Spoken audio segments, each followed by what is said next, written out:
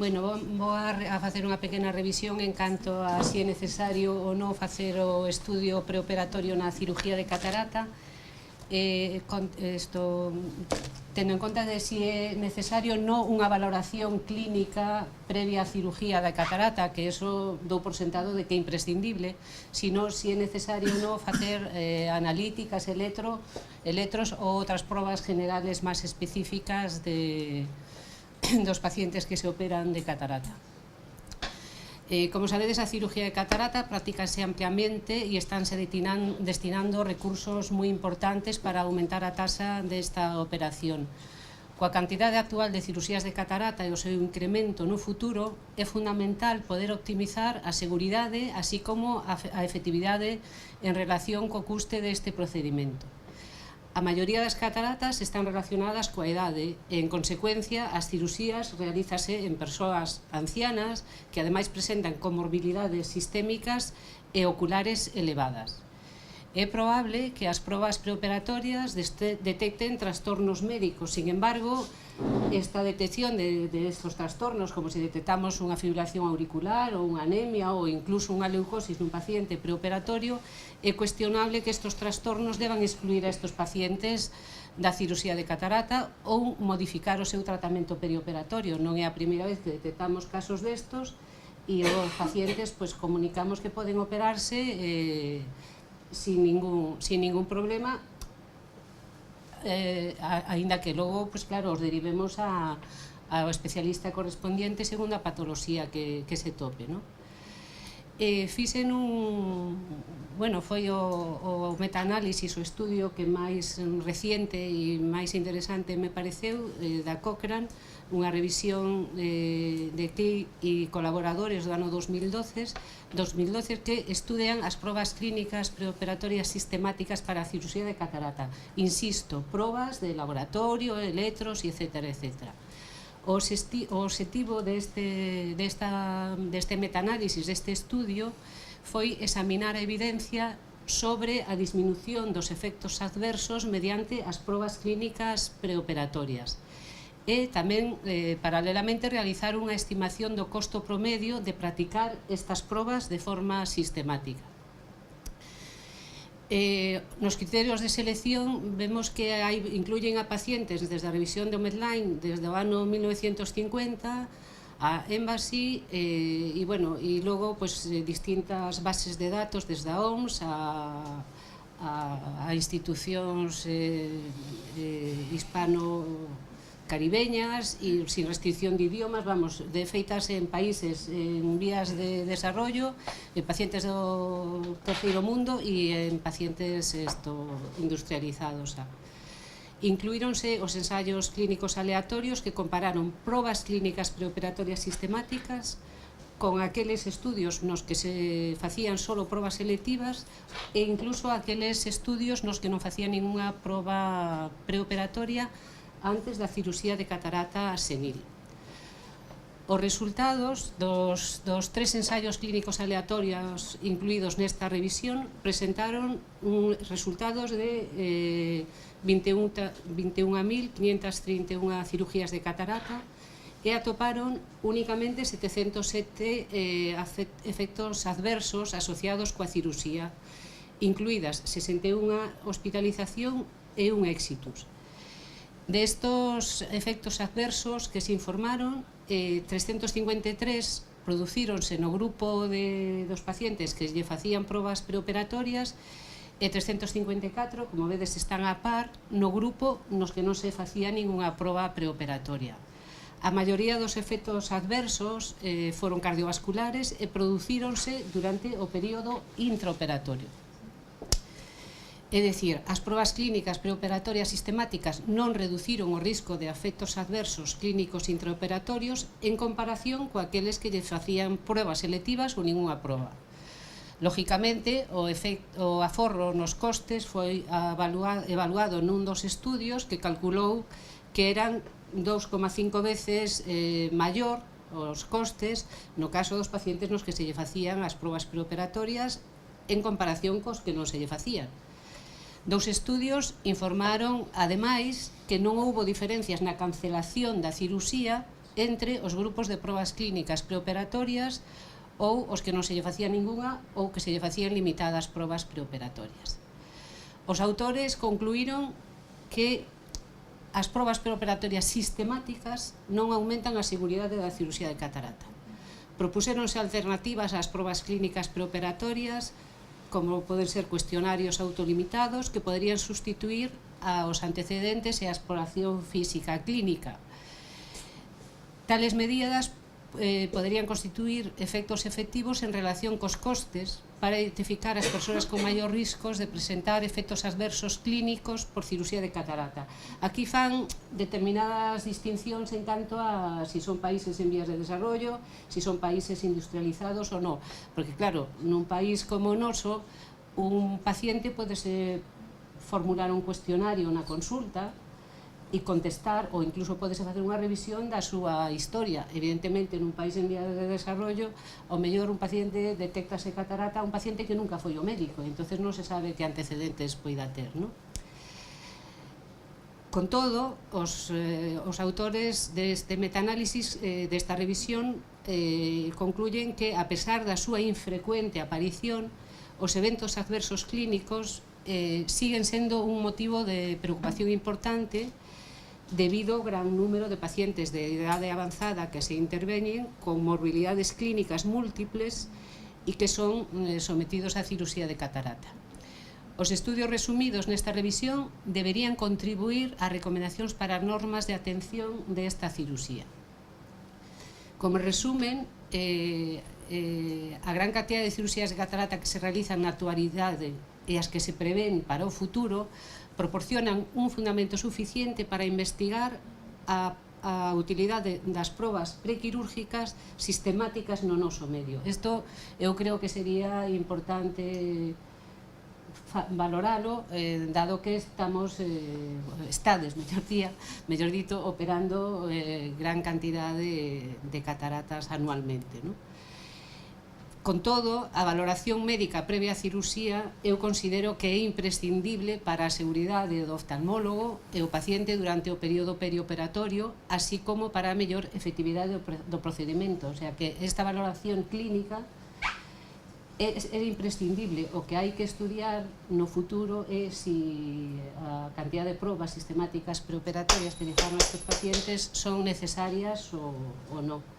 E entonces, bueno, pues queda a proposta no aire para ver que podemos facer máis ou menos a corto medio plazo.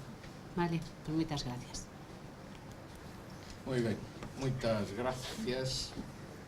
E nada máis, é unha presentación pa polémica, moi boa, e nada que dicir. Alguén ten que decir alguna cousa, quere comentar algo? Nada de nada.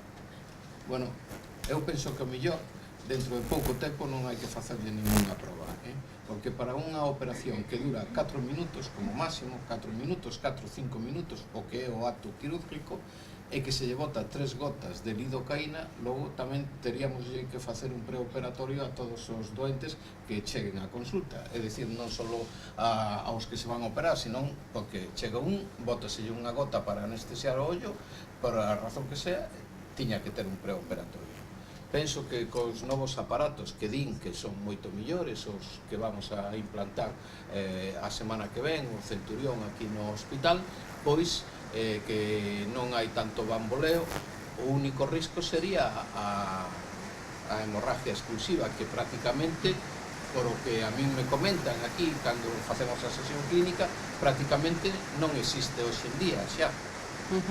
E, polo tanto, que comunicades poucas, vamos, sempre nos enteramos. Non sei, eu fai tempo que nadie di que tuvo unha hemorraxia expulsiva ou que tuvo unha cousa desas. Entonces me parece que eu penso que o preoperatorio vai a desaparecer de forma sistemática na cirurxía da catarata. Non o podo decir por seguridade. En canto ao que dicía na última diapositiva, de que considero que é imprescindible, porque, claro, aínda que son escasos os casos que se producen, todos os que comunicaron teñen que ver con riscos cardiovasculares, que basicamente é o que valoramos na consulta médica, prequirúrgica, que eu, vamos, estou convencida de que é imprescindible que se faga para que os pacientes se lle den as indicacións oportunas en canto a suspensión ou non de fármacos antiagregantes, anticoagulantes, e sobre todo que tomen os tratamientos para a tensión e estén con unhas tensións adecuadas durante o acto operatorio, porque se entra operatorio se ponen con tensións elevadas, claro, o risco e as comorbilidades tanto para a cirugía como para o paciente son maiores, non? Pero moitas veces eso está en relación ca propio nerviosismo do paciente. Bueno, pero se o paciente o preparamos previamente, preparalo previamente para ese acto, pero claro, ten en conta, outro día suspendeuse unha catarata miña, esa catarata era facilmente operable, o que pasa que parecía que tiña un bloqueo de rama, chegou ali e interven non sei quen, non sei canto, entonces xa se para a cirugía, pero era unha premortem, é dicir que eso me vai levar 5 minutos facelo, como máximo, e quedou sin operar, e agora empezar outro... O que te suspendido? Non, non fuchiste. Porque era un fibrilo flúter de 40 latidos. O médico de cabeceira, o médico de guardia non estaba localizable a esa hora. Non sei o que pasou, pero non estaba localizable. Bueno, bien. Bueno, pues nada más. Bueno, en cualquier caso, perdón, venga, yo creo sí. que está también un poco, no sé qué piensas, el punto de vista legal, ¿no? Quiero decir, el hecho de que un paciente vaya a un quirófano sin un preoperatorio, aunque realmente nosotros ni le preguntemos, o sea, damos buenos días y damos por sentado de por qué estamos. Por eso que ya hay trabajo atrás, pero quiero decir, si un paciente está tumbado allí en la camilla y por casualidad le toca el evento cardiovascular, el infarto allí, y le podía tocar 2 horas antes, ¿no? Seguramente, sin un preoperatorio previo, yo creo que podría haber existido algo. Estamos hablando de pacientes que se están operando es que, con... lógicamente, no tendría que eso, porque vamos a ver, cuando hacemos lo de local, se le pone y le inyectamos 2 o 3 centímetros de anestésico, o 30, como alguna vez, y resulta que no se hace ningún preoperatorio. Y aquí son 3 gotas de lidocaína, que no sé lo que representa.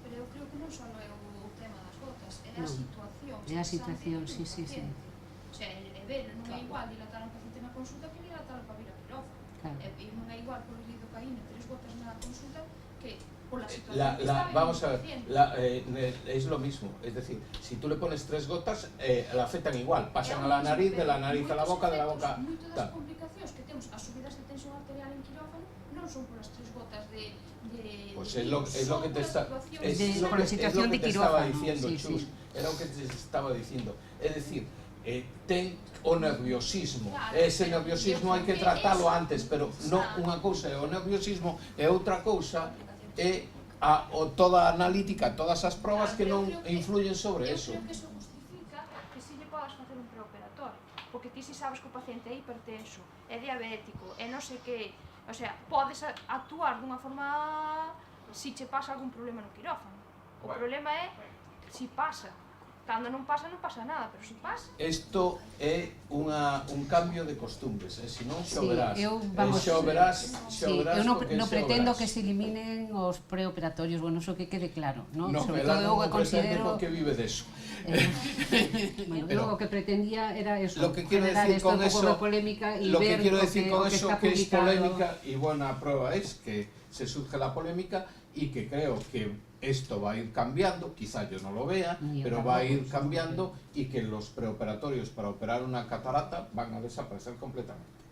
Bueno, insisto, esto refiérese a revisión esta en canto ás probas as probas de imágenes y radiografía de tórax y electro y analítica. A ese respecto te tengo que decir lo siguiente, siendo jefe de servicio en Lugo, se le pedía radiografía de cráneo, análisis de orina y radiografía de cráneo a los pacientes, y vino un radiólogo a hablar con nosotros y dijo, oye, mira, ¿por qué pedís esto si esto es innecesario totalmente? O sea, lo que van cambiando las cosas.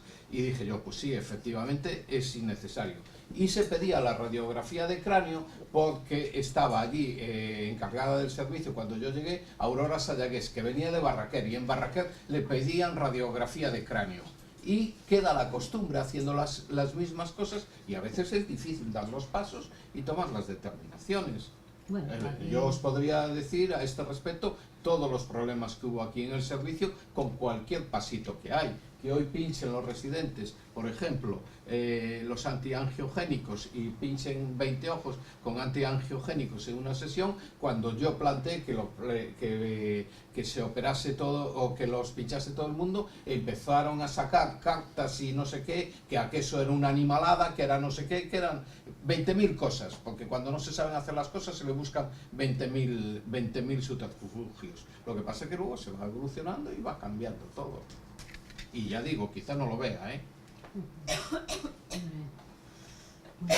¿Algo más, doctor? Sí, yo creo que un poco lo que decías de el camino parece ser hacia no realizar el preoperatorio. A lo mejor todos pensamos un poco lo mismo, pero lo que ponías tú ahí, Monse, de que los autocuestionarios, darlos a los pacientes, yo creo que lo que intenta a lo mejor, bueno, eso que decía ahí, un poco suplir esto que estamos diciendo, una cobertura que quede ahí constancia, porque al menos en nuestro medio dudo que exista un beneficio de que le demos al paciente un autocuestionario para que nos diga y que nosotros, como bien dice, somos médicos, además de oftalmólogos, antes de la cirugía vayamos a leer el cuestionario que rellenó el paciente sudar y que entre los dos nos entendamos. Insisto, esta charla tiene que ver con las pruebas preoperatorias, no con la valoración clínica preoperatoria. Eu creo que a valoración clínica preoperatoria, sea por un médico, por un anestesista ou por un oftalmólogo, non o sei.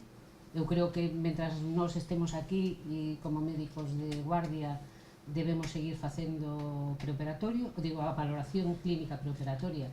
O que pasará despois non o sei, se a faredes vos ou farán un anestesista, pero eu creo que iso é imprescindible facela. Isto tiña que ver, a charla tiña que ver con se é necesario pedir un hemograma, se é necesario pedir un estudio de coagulación, e o estudio e a revisión que se plantearon estos autores. Non se plantearon a revisión da valoración clínica. Eso é unha cousa que concluyen que podía pasar isto ou lo outro, pero é solamente coa valoración de pruebas preoperatorias, non da valoración clínica preoperatoria, que é distinto.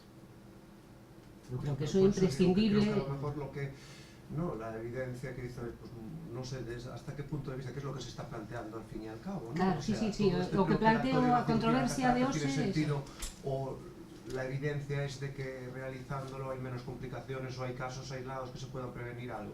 Bueno, pues a lo mejor desde otro punto de vista, pero yo creo que el paciente realiza aquí un cuestionario que diga, bueno, pues no lo sé si eso sirve para mucho o si realmente... O do cuestionario é unha cuestión anecdótica dentro de toda a charla, o sea, quero dicir, quédate con que pruebas preoperatorias, es decir, analítica, electro, placas e demás, e a valoración clínica. Eu a valoración clínica non a cuestión en absoluto. O único que poño para a controversia, según estas novas revisións, é das pruebas preoperatorias, vamos, non poño en cuestión ninguna, simplemente me limito a contarvos a revisión esta que acabo de ver. En canto as pruebas analíticas e demás, non en canto a valoración clínica, que esa, vamos, considero imprescindible para a seguridade vosa e para a seguridade do paciente, evidentemente. Bueno, pues muchas gracias, como siempre. Sí. Muchas gracias por tu comunicación y seguiremos en contacto.